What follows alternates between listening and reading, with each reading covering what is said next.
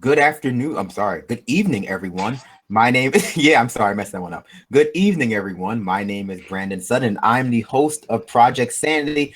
I want to thank you all for joining us for another episode, whether it's on the Benjamin Dixon Show channel or on Project Sanity's own channel. Uh, Subscribe to it, like it, share with your friends, send help, whichever you prefer. I'm joined by my irresponsibly talented co-hosts, Adair Shmidt and Richard Green, and special guest, Nicholas Nolan from the Takedown with Nick, also on the Benjamin Dixon Show channel. So say hello, guys. Oh gosh, let me try and get some of us on screen. Hey everyone, just getting everything working back here on the production side. Thank you all for joining us. Make sure to like, share, subscribe. We really appreciate it. And go ahead, Adair. Hey folks, please don't let Brandon give y'all an unrealistic expectation of what we actually are good at. I mean, just bear with us. Just bear with us tonight. I am not about unrealistic expectations. All I can guarantee you is that everyone who you're going to see tonight is genetically superior to Steve Bannon.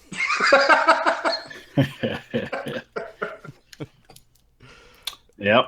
Once again, I'm glad to join you guys. Go ahead and speak out tonight. I know on Monday we had just a cluster of technical difficulties, both on our side and on our guest side. So we couldn't get that resolved before we basically ran out of time on the show. So we'll be continuing that on February 20th on the Takedown. Anyway, let's get to it. We have a packed show tonight. So let's get right into it. So where do you guys want to start? With Jeff Sessions? Yeah, I wanted to briefly just cover a little bit about Jeff Sessions and talk about the Democrats, because we're going to talk about the resistance, and I think Jeff Sessions and what happened there is important about when referring to how we're going to stop or impede Trump's progress on the things that we don't want. So people know that Jeff Sessions got approved, and essentially Joe Manchin, Democrat from West Virginia, gave Jeff Sessions a vote, even though they already had enough to get him confirmed without Jeff Sessions' vote, Manchin's vote. And Manchin has recently been doing several things. He also, about a month or two ago, came out and said that something to the effect of, we need to re-up the war on drugs, which we also heard out of Donald Trump today again. And we've also heard from Jeff Sessions that basically he doesn't understand cannabis policy or the effects of cannabis use or marijuana use. And we're bad people if we use it, is all he knows. Yeah, exactly. Yeah, well, you know what? Let's provide some context for Jeff Sessions, right? Before we get, I'm hoping a lot of the people that have watched some of what Ben's talked about and Noah and others, but go ahead. Well, yeah, we'll just do best hits. We'll do number one hits off his album. So Jeff Sessions is a senator from the great state of, I want to say, Alabama. He is from Alabama. I wouldn't necessarily call it a great state, but he is from Alabama. It's a fine state, wonderful state. In the top 50, definitely, 100%. Not in reading or writing. Yeah, in reading or writing, it's top 50 states in reading or writing. I can guarantee you that. I don't know. It might have been replaced with Mexico. Who knows? Anyway, in the 80s, Jeff Sessions was denied a judgeship under the Reagan administration because he was viewed as too racist. Several prominent figures in history spoke out about Jeff Sessions at that time when Senator Strom Thurmond was going to appoint him, including Coretta Scott King, which I'm sure some of you have heard about with Elizabeth Warren's thing, and Ted Kennedy, who Ted Kennedy at the time called Jeff Sessions a throwback to one of America's worst periods. Damn. Yeah. He's been a sitting senator for about 20 years or so, and he was recently confirmed in a vote of 53 to 47. I thought it was 52 to 48, but that's just splitting hairs. Yeah, well, 52, 53 to 48 or 47. I'm sorry, I can't think off the top of my head. And as the Attorney General, and also, one of my favorite quotes for him is that he used to think the KKK was great until he found out they smoked marijuana. You're kidding. Can we? No, Richard, can you screen share and then put that quote up if you can find it, please? Because I want to see that one. Unfortunately, I have a browser down back here, which has basically completely ruined all of my shots. That's why we're seeing me trying to scramble a bit back here. So I'm trying to do the best I can to make sure we can get folks on screen. I may end up just using some cycling, so if it might look a little strange for a while, and we might not be able to do any tags. So Remember, well, you know, let's just go into it. Let's get right into it. So Jeff Sessions was one of, I would say, two appointees that got a lot of attention, right? The other being DeVos, who was also confirmed 51-50 with Pence being the tiebreaker, and Sessions being the second big stance that Democrats were going to take, when previously they were basically pushing all of the appointees through for, expedience sake, or rather they didn't want to appear to be obstructing the system because that would be bad. And what kind of political party obstructs the system? That'd be crazy. We don't have that in America. So, Rich, what about Jeff Sessions did you want to talk about, besides the fact that he's awful? Well, essentially where it was, what I was thinking is Joe Manchin has been, I mean, you can look at his voting record, and he's among several kind of the blue dog Democrats or red state Democrats that I knew as soon as Trump got elected were going to be the bane to any sort of cohesion of resistance among the Democratic Party, like we saw from the 40 senators in the Republican, or 40 Republican senators when Obama first took office, how they rigidly stood against anything and everything, even if it was something that they supported. We weren't going to get anything like that from these Democrats, and Joe Manchin was one of the first ones to come out and basically say that he's in line.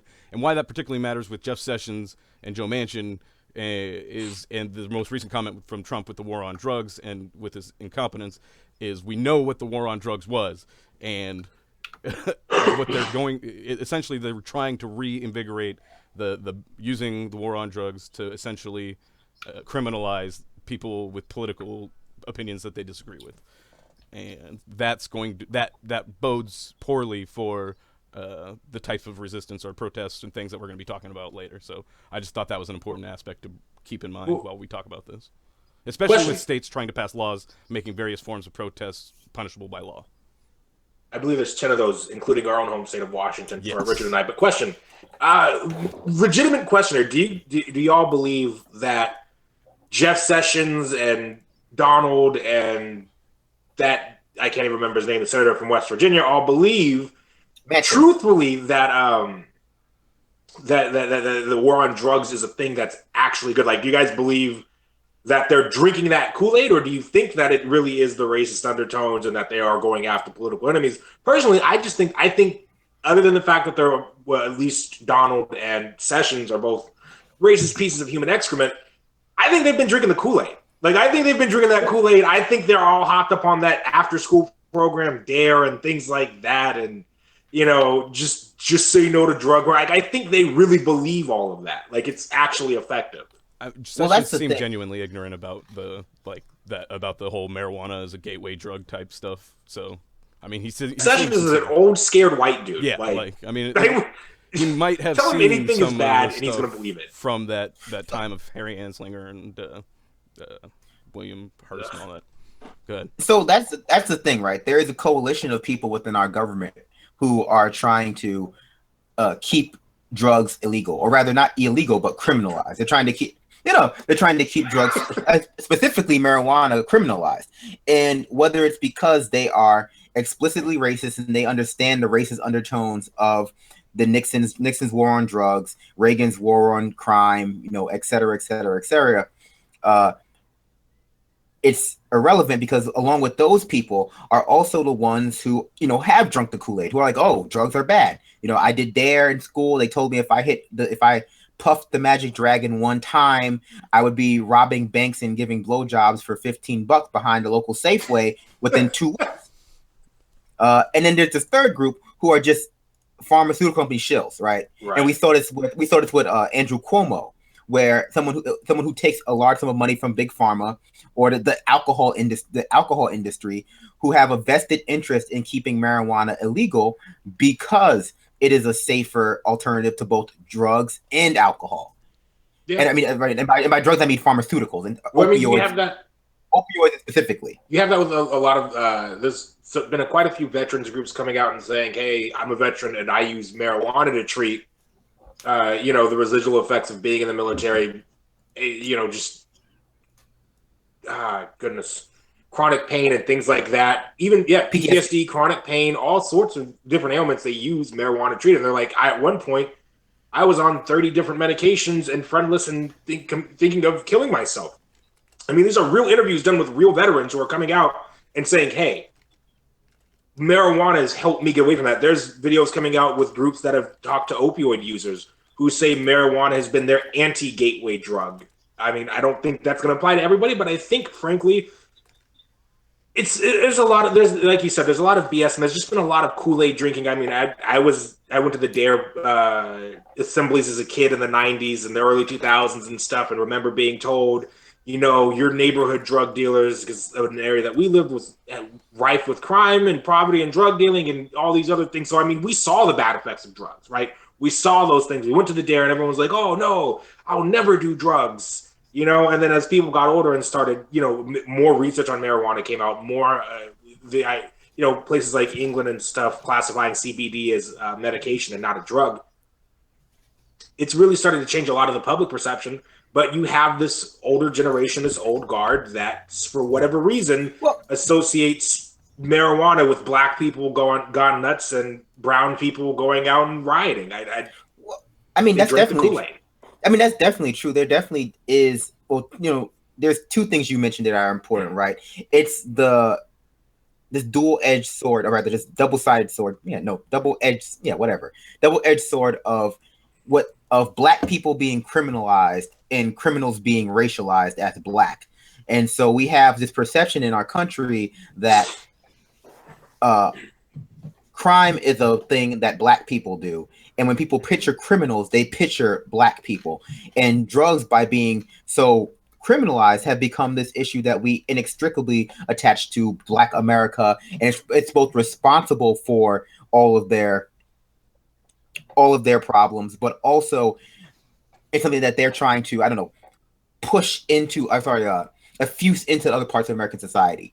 And that's why we see unequal enforcement of drug laws as it comes to the black community. That's why we see, white and black people smoking marijuana at equal rates.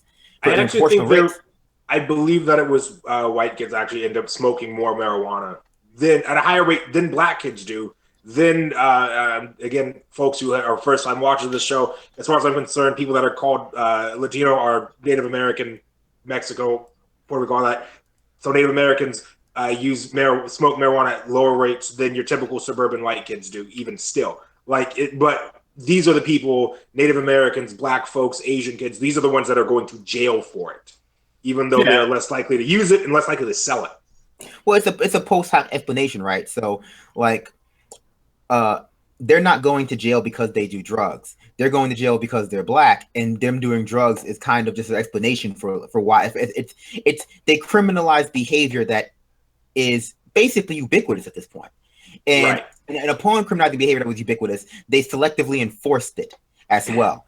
And so there is it comes down to, when we talk about racist laws, we talk about laws that are not only racist in the pure wording of the law, like Jim Crow laws or, laws of the integration era, but laws that have both racist origins, like the drug war, and other sort of post-civil rights era laws like loitering and vagrancy that was specifically implemented and written with black people in mind. But go ahead, Nick. I'm sorry I interrupted you. Yeah, I was just going to say, I wouldn't be surprised if in 20 years you find that, African Americans are a lot less likely to do drugs because, when stuff like this hits, a generation or two, I was brought up, kind of like where your parents teach you don't touch any drugs because that's just a trap. White people can do drugs and they may not be punished for it. But, as a black person, you for sure will get caught and get punished, and it'll mark you for the rest of your life. There's a lot more consequences for you because of that, because you're black. So, drugs really kind of serve as a trap. And I'm wondering, how long before that has an effect. And you'll find that, black kids are actually less likely to use the drugs because of that. I mean, at least to my knowledge, and I'm going to speak specifically to the opioid crisis that we're experiencing right now, right? The people that are most affected by this are rural white Americans. A lot of these epidemics that we're seeing are hitting white America disproportionately. And I think a lot of that has to do with what you just said, Nick, is a lot of us were told growing up, you don't even associate with it because it's, they're going to look for an excuse to send you to jail. They will try to find any excuse they can. And it's going to make it so that way, whatever you want to do later on in life you're not going to be able to. You're limited. Your options are cut off. And so I think we are starting to see that. Not only that, drugs are expensive, and poor people. Drugs are expensive. It's a habit, and you just can't afford it. And that's a great point too. And I went to I went to a public school in New York City up until 7th grade, and I transitioned to a private school, like a well-off private school, and a hippie part of town. A lot of wealth in there. I went to school with some actors' kids, some morning talk show host kids, et cetera, et cetera, et cetera. And we were all we didn't have Dare there. We had Dare when I was in public school, but there we were taught by teachers. Yeah, experimenting with drugs is fine. No, we were not go ahead, obviously, but if you're gonna experiment with drugs, do it safely, do it with people you trust, etc. But there was never we never had the sort of don't do drugs talk. Right. And it was funny because the kids I went to school with had lots of money. So they had lots of money for drugs. And by the time I was, in high school, people were doing coke in the bathrooms. Right. And it's funny because it is this dual education. That we're teaching, that black kids are being taught by their parents and by their schools, don't do drugs because either it's a trap or it'll blow up your future, or you'll become an addict. And well-off white kids are told, well, hey, experimenting is fine. When you're young, you should experiment, find out what you like, and et cetera, because there is relatively a consequence-free environment that they are aware of. But I think you make an interesting point. I do want to transition to our other topic, talking about violent protests. And I just want to say thank you again to the Benjamin Dixon Show channel for hosting us and allowing us to get our message out to you. Subscribe, like, share. And that's, in a lot of ways, whether we're talking about working class, we're talking about the struggle, whether the struggle with drugs or the struggle with economic class or basically whatever struggle we're talking about. There does seem to be this contingent of white people in America who become silent victims of the way we discuss these things. Whether it be the drug war, and you're right, there is an opioid epidemic in America, and it is disproportionately affecting rural white people. Disproportionately, and we don't talk about it. I mean, there might be a small article every so often in the Daily Beast, but we don't talk about it proportionally to the way the problem is. Macklemore makes a lot of songs about it. We don't even talk about it in the way that they talked about the crack epidemic. I don't know how many of our viewers remember the crack epidemic. I was brought up towards the end of it, right? When I was growing up, the crack epidemic was going away. But even then, it was shoved down our throats. The crack epidemic in the black community, the scourge of the black community. Crack is the black person killer. Not something you see with opioids. And I mean, it sounds comical, but that's literally how I remember growing up, being told these things. It's like, man, crack is a killer. You don't want to be on that stuff. And I'm like, crack is whack. Crack is whack. Remember, but you don't hear that with rural white America because there is this insistence that there cannot be a problem, right? That white people cannot have the same, that just by virtue of being in this country. And it's a systemic thing. It's not a cultural, it's not a rural white person thing per se. But it's a systemic thing where in our country, we have this idea that white people can't have a problem. White people can't have any kind of moral shortcoming for whatever reason, or any kind of shortcoming by virtue of, well, they're white. It's the white community. Whereas every other community is inherently bad, inherently immoral, inherently victims, and more likely to fall into these traps of drug use, drug abuse, and the consequences thereof. I mean, I think that's one half of it, but I think there's also this kind of devaluing of the role that class plays in determining people's success, with an overemphasis on the role that race plays. And so whether you're talking about the left or the right, the left has characterized with the working class white voter, the rural white voter in a very, very homogenized way. It's it's racist white males. They don't talk about the working class as a multi-ethnic thing. They don't talk about the rural class as a multi-ethnic thing.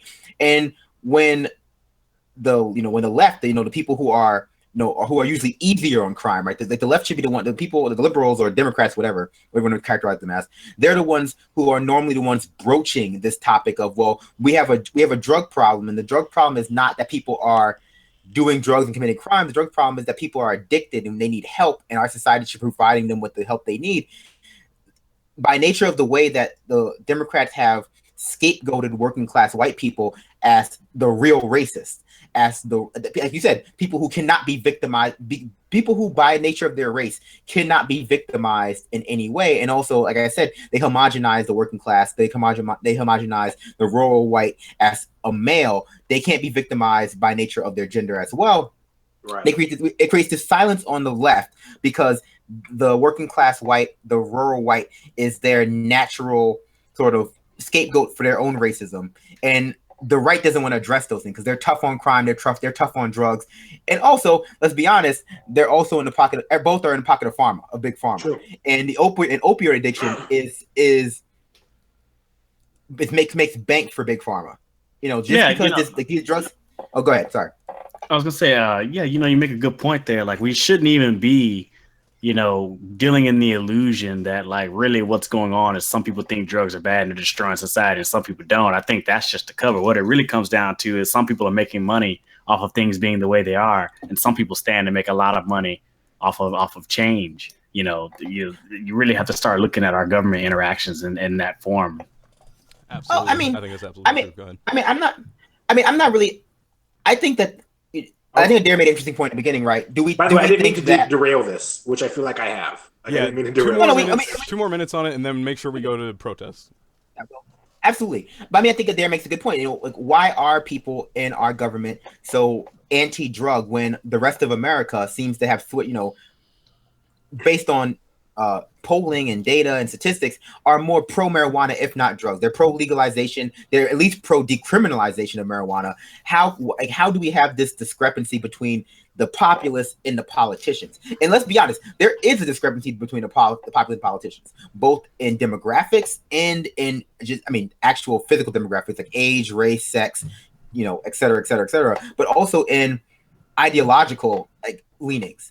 Like our Congress, sorry, go ahead. I just wanted to quickly mention while we're talking about this that with all the ire going towards South American and immigration and the drug traffickers and the cartels that Trump is allegedly going to be cracking down with this new drug war, or cracking down on with this new drug war, we consume about 90% of the cocaine that's produced out of Colombia, for example, which is quite a bit of cocaine, and almost all of it comes to us, just like Europe consumes most of the opium derivatives that come out of the Middle East up until our war, and we started confiscating poppy fields and so on and so forth. But at the same cocaine consumption isn't all crack in the inner city. There's a lot of people in Beverly Hills and in other zip codes like that don't get talked about when we talk about the drug epidemic or the crime epidemic, because they're functional addicts and also the financial motive that's going on in there. And when you talk about cracking down on cartels, you never crack down on all of them. What you do is you increase the market share of the one that usually has the most favorable deal with the U.S. government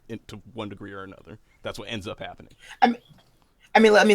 Let's transition. But first, I'll just say this, and it's not only just the big pharma. This whole thing, the drug war itself, has always been about controlling the population. Mm-hmm. It's always been a way to, it's been used to justify the militarization of police force. It's been a way to justify neocolonization in South America. It's this way to create these inborn and these external and internal threats for America.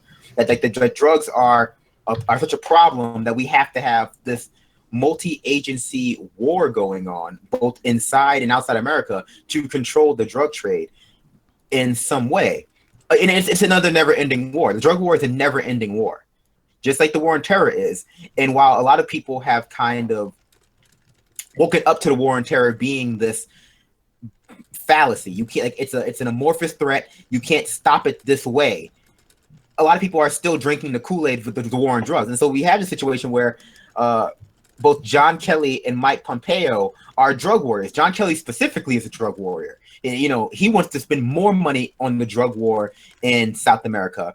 And you have people in Congress, liberals in Congress, the Democrats, asking him to denounce the Filipino president for killing drug dealers and, or rather killing people in the name of killing people because they've accused them of drugs. But our drug war is fine. Our drug war is moral and righteous. And so, like, the drug war is just another one of these existential crises that were going on there, another one of these moral panics that we have in our country that justify military expansion internally and externally. But speaking of military expansion internally, let's transition to talk about violent protests, because last week there was a violent protest at Berkeley. People were protesting. Black Bloc was there to protest the speaking of Milo Yiannopoulos. Is it Milo or Milo? I've heard it is Milo. But okay. That could just be him wanting to say his name some type. I don't really care. I just call him a fascist. I don't know. Like, I don't consume Breitbart, and I don't consume alt-right stuff, and I definitely don't consume the work of, how do I put this judicially? There will always be a market for people who are Black, people, women, LGBTQ community who are preaching the status quo or preaching alt-right nonsense. Like, there will always be work for Stacey Dash. I mean, there's that sheriff in Minnesota who's Black, who's just, like, so hardcore. Like, he's internalized so much racism that, I mean, I feel like it's fair to call him a white supremacist almost at this point. Like, he fights actively for white supremacy in America and is actively against any sort of protest from Black folks. Like, I don't know. So it's something we see often. I just call him that. He's over the top, and he's managed to. He talked about basically starting riots if Trump didn't win or whatever, and so you can also see the hypocrisy and all that. But I mean, that's just the framing of the conversation, because I think it's time that we actually sit down and have a conversation about violent protests, because like there have been more than a few, right? There have been more than a few protests that have led to the destruction of property, a few people being hospitalized, and the response from both the right and liberals have been to categorically denounce violent resistance, like entirely. Like, a violent resistance is to be denounced, and I think we should actually have to have a conversation about that. So I think it's fine. I mean, like, and here's my caveat to that, folks. By the way, when I say I think violent protesting is fine, I think it's fine so long as you are not attacking people. I don't care about property destruction. I don't care about $10,000 or $100,000 of damage being done at a public university. I don't mind that. Property is not something that, at least in my eyes, oh, you broke a window, your protest is there for. No, I don't care. Break the damn window. I do have an issue, though, with someone pepper spraying a woman in the face because she was wearing a Donald Trump's campaign slogan hat on CNN. I have an issue with that. Like, there's violent protests, and then there's just going out and willfully attacking people just to willfully attack people. And I think I draw a line there, but I don't have an issue when protests break Starbucks windows. I don't have an issue if you're going to light a dumpster fire. I don't care about that. I really don't. Well, I mean, I think we do have the efficacy. I will say we have to distinguish between protesters who go out there to commit violence and also violence that occurs as the result of tension being up, right? And also violence that is instigated by police who are infiltrating the protesters, because that does actually happen. Riot police, like, so here's my experience in a protest that nearly turned really violent, and this was back in Philly at the convention when we were in that media tent.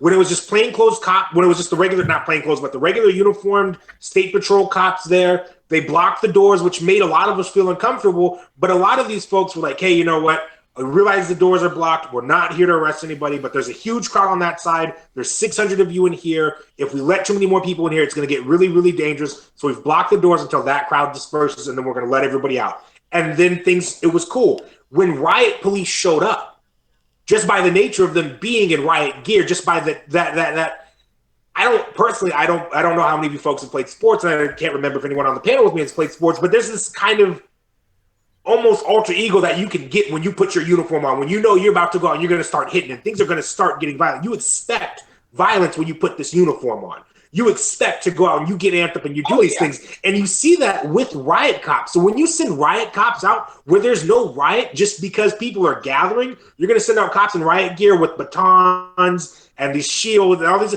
That in and of itself is an act of violence. That in and of itself is a show of force. It's this flexing of the muscles to say, hey, we can shut this down if we want. I would agree with that. I think that sending out riot police, at the very least, is an escalation. The sending out riot police before there is a riot is an escalation. It's not de-escalating situation. Zero issues. And at the very worst, sending riot police out before there's a riot, especially considering that we do know, and it sounds like a conspiracy, but we do know that there are police instigators who go into crowds and try to start violence at these protests. Right. At the very worst, it is simply they have pre-knowledge of the fact that a riot's going to happen, or they plan on creating one. And I would say optically, even if it's not in actuality, optically having riot police at a protest makes it look like a riot.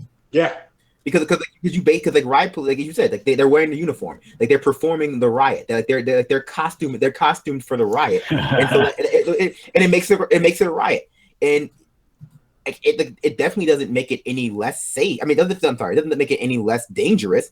I think it makes it, except for anyone but the police, it makes it more dangerous because frankly, you're going out there to protest and you're being met with riot police with a literal show of force. Like when we were there before the riot police came into the media tent in Philadelphia, there was no violence. After the media, after they came in, people were shoving and pushing, and the riot cops immediately took that first cue and started shoving an entire group of people into a line of cops.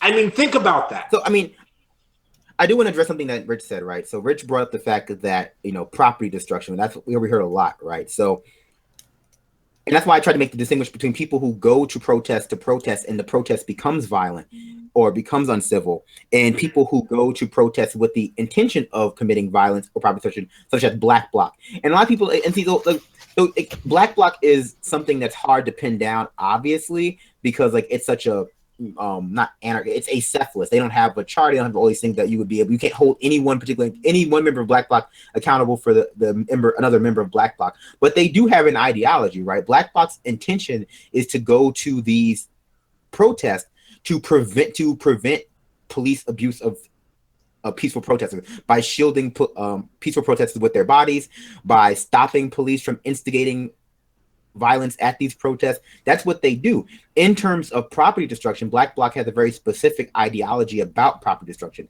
They view property destruction as a form of self-defense. Insofar as they say, if the police come and start behaving violently, we are going to start breaking things. And we are going to start breaking things to demonstrate that to cost the city money, to cost et cetera, people money, and that is just another form of self-defense in their minds. Whether you disagree with that, they do have a rational reason for why they do it. A lot of people don't understand. It's not meaningless violence. It is. They do have an ideology behind it. Dr. King purposely had people. He told people, like, let's get arrested, because if they want to arrest us, let's sit in jail. Then, like, let's put a financial strain on the system if they're going to try to break up this protest through this violent effort. So, I mean, it's not something, it's a different tactic, but to cost the system money for trying to break up a legitimate protest is something that we've seen time and time again. And the optics might not always be great, but hey, if it works, it works. Well, see, the thing, I don't know. I'm not sure. Well, here's the thing. So I'm not wholesale against violence, right? I don't take a wholesale like, oh, all war is wrong, all violence is wrong. I think that's a very purist position to use the bad word. What I will say is this: two things. It's not for people who, or rather, first is this: when you talk about violent protesting, like when you pinpoint violence that occurs at protests by people who are protesting the status quo, protesting fascism, protesting, et cetera, what you are doing, you are minimizing the thing that they're protesting, right? And you're saying that the violence that they commit against that system or against agents of that system, whether they be police or property, is somehow worse than the systemic violence. And I mean, you're not saying that directly. And I think that you can obviously you can criticize two things at once. You can criticize structural violence and the violence that goes on at protest. But in my mind, or rather from my position or in my opinion, one type of violence has been normalized. That's why it's structural. It's why it's systemic. It's been normalized. It's just the way things are. And that's the kind of violence that people are out there protesting. It's the violence of the police. It's the violence of the state against Native Americans. It's the violence of the state versus, it's the the fascist violence of oil companies against those protesting them, that kind of violence has been normalized. And people, usually oppressed people or people who are protesting on behalf of oppressed people, committing violence towards the state has been deemed unacceptable, surprise, surprise, by agents of the state or people who benefit from the status quo. And here's why I would say, and this is my second point, it's not for agents of the state or people who benefit from the oppression that people are protesting to go out and call for nonviolent protest. It's not like that is incredibly disingenuous and incredibly, what's the word? Shitty. It's shitty. It's shitty for some. It's shitty for. It's shitty because basically what you're saying is that I've committed violence towards you, or I've benefited from violence that has been committed towards you, but you should be the bigger man and not commit violence. And while I lean towards a more nonviolent resistance type of mentality, not always, but maybe mostly. But the idea that the president would come out and call for nonviolent resistance, or the police would come out and call for nonviolent resistance, like that is really, considering the systemic inequality, systemic violence that exists, that is not their. It's not morally acceptable. It emphasizes the mentality that a conflict doesn't exist until you attack the state. The state can do as much violence against you as it would like, but once you punch back, once you hit the state back, once you punch white people back, once you punch an alt-right a Nazi back, that they can call for your genocide, they can call for your eradication, but once you hit back, whether physically or even sometimes, let's be honest, sometimes just with words, it's harassment, it's bullying, it's assault, and it's like, no, it's not. Okay, so here's what I want to say. I say, as far as trying to meet, counter revolution with violence, or even trying to get out a political aim through violence, it's very, very difficult for me to say that left-wing movements, even like Black Lives Matter, should really be out there, really using violence outside of self-defense. Like if someone's attacking you, I'm not saying be nonviolent, just take the ass whooping, right? At the same time, I wouldn't suggest really trying to engage the oppressors in some sort of power struggle where you set the arena is going to be like some sort of physical or violent arena, because the preponderance of force is on their side. So that's definitely not where you want to be. But now going back to your point where we're talking about protests in general. We have to remember when social unrest is happening, that indicates a failure of institutions, of civilized institutions, to respond to the needs and the desires of a large number of people. Remember, there's only so many people that actually get out there in the streets. Out of everybody who's aggrieved, a very small fraction will actually get out and protest about it. So that means a lot more people are actually suffering from these conditions and would like to see them ameliorated than what we see, out here in these protests. And so that just, it really illustrates a failure of the American institutions to really respond to the general public in any sort of rational way that will prevent these type of outbreaks. So when destruction of property and things of that nature happen, we just have to understand that is what social unrest looks like. And really, instead of even talking about whether the protest was violent or not, we should be trying to understand why people are out there protesting and what has them so aggrieved that this social unrest is almost is just permeating across the country. That was my original point, right? That by targeting the violence that occurs at the protest, by pinpointing that violence and looking at it in a vacuum, in a way, either intentionally or not unintentionally, what it does is it distracts from the actual violence that it distracts from whatever reason they went out there to protest in the first place. Yes. And also and that it is intentional sometimes, right? It's this notion of respectability politics as it exists in civil disobedience, and a lot of this has to do with imagined civil rights movement, a civil rights movement that really did not exist. A Martin King Jr. who never raised his voice, who never blocked traffic, who really, really was just all about, nothing, right? A whitewashed, defanged Martin King Jr. And a white populace that along with it, that apparently had much more favorable opinions of Martin Luther King Jr. and we didn't see the types of things being said about him that we're seeing being said about Black Lives Movement or similar movements.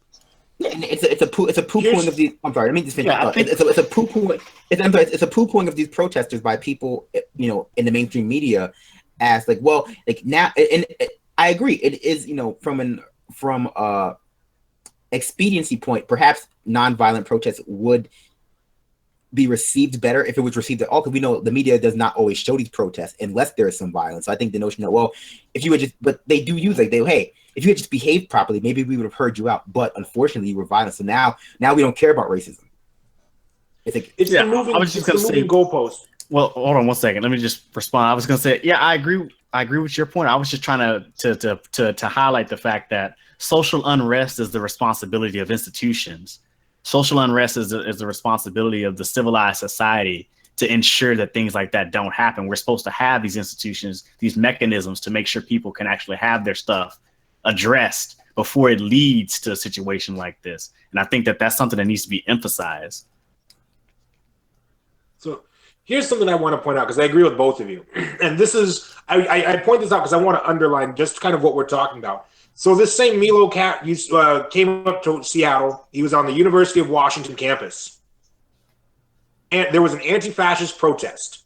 One of the anti-fascist protesters was literally shot by one of Milo's supporters. They shot him, and he was, I think he's pulled out of it now, was in critical condition and nearly died. The fascist supporter who shot that person got away, and then later the next day turned themselves in. The police then released them without incident, and nobody's heard anything about it since. Somebody was literally shot, shot, and the only media coverage that came out of that really that wasn't local that I know of was that protests at UW were violent against fascist troll Milo Yiannopoulos, or whatever how you pronounce his last name. That in and of itself, as far as I'm concerned, is an act of violence. That's an act of violence by the media, and then a further act of violence was by the police, who let the person who shot this human being go. They let this person go. The person that was the anti-fascist protester, there was no evidence that they were attacking the person that shot them. They were just out there protesting a fascist troll at one of Seattle's safest. Seattle's a safe city. One of the safest parts of a very safe city, and he got shot. They got shot for it. I mean, media has their own acts of violence, and then the police and the state just kind of compound it. Well, I mean, it's a lose-lose scenario, right? So people pretend like nonviolent protests are always treated either with respect by the media or by the population, that their grievance, like if you're nonviolent, your grievances are respected and listened to inherently by the media, that you can just reason the state to give up its power or to stop oppressing you. But like I said, it's a moving goalpost. It's like what is considered nonviolent or proper civil disobedience is basically whatever is no civil disobedience. No civil disobedience is ever considered to be proper unless it is a rally in favor of the status quo, the Women's March. Right. Like if you are an activist in favor of the status quo, then absolutely you'll be viewed with you will be viewed in the warmest of lights by agents of the state's media. But if you are actually doing if you're actually getting out there, okay, I'll put it this way: what makes a protest respectable is never the tactics; it's always the grievance.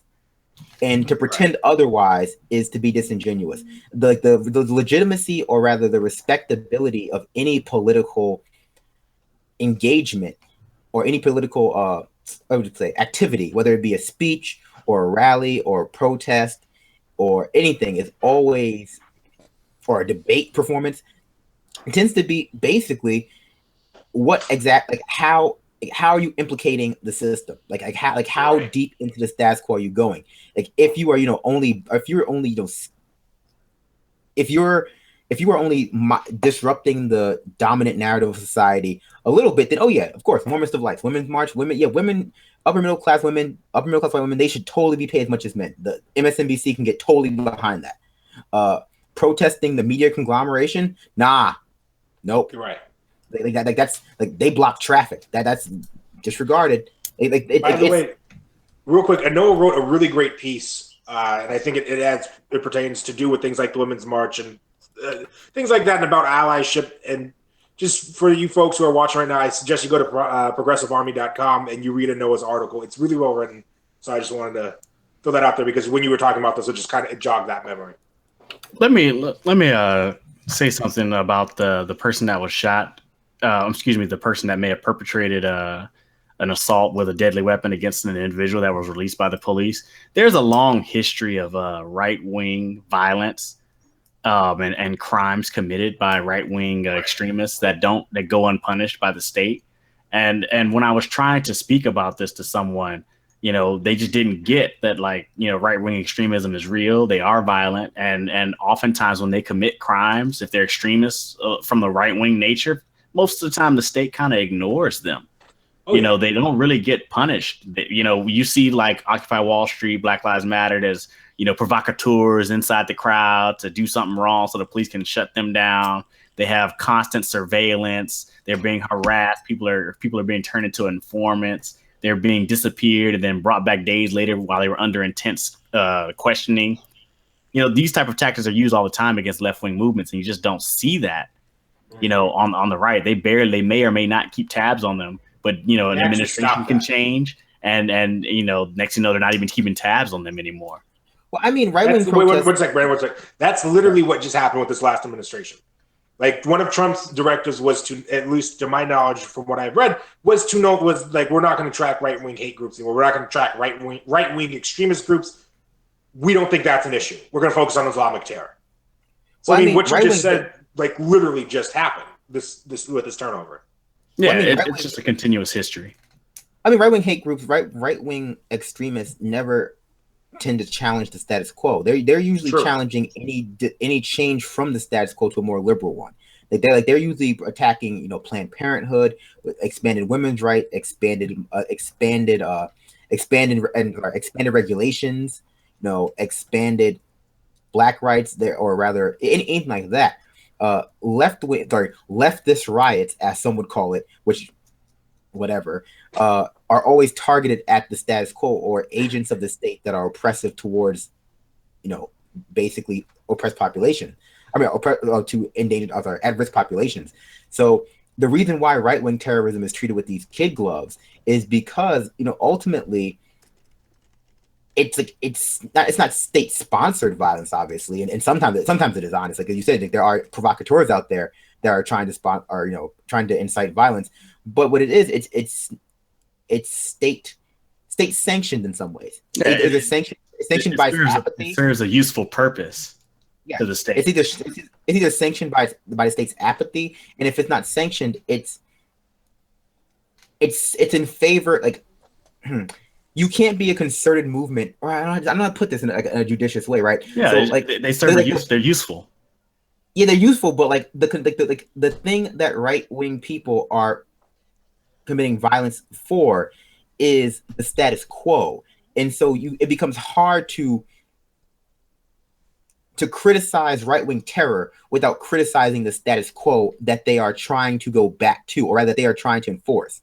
And so, in order for the state to literally criticize right-wing terror, they would have to criticize the structural and social makeup of the country that has led to this violence. And since they're unwilling to do that, all you can do is make it a one-person issue. While if you want to criticize leftist riots, you can criticize the entire movement for social justice, for economic justice. For these are like anti-state, or rather, at least anti-state in the way it's manifested right now, movements. So that's easy to do. But the right-wing terror is usually pro-state movements, and so criticizing pro-state movements is to criticize the state.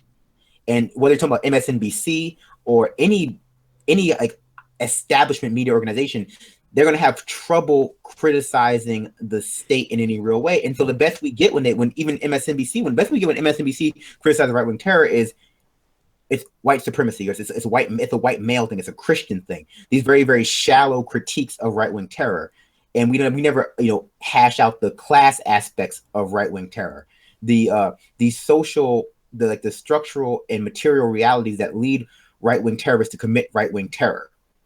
He's white. Sorry, I got to interrupt you, Brandon, but we are coming up on the ending of our time. Oh, okay, sorry. I think David could squeeze us out an extra minute or two to go ahead and close out. So I'm just going to quickly say thanks everybody for watching, sharing, subscribing, and make sure to check us out on projectsanity.org and subscribe over there as well, please. And go ahead.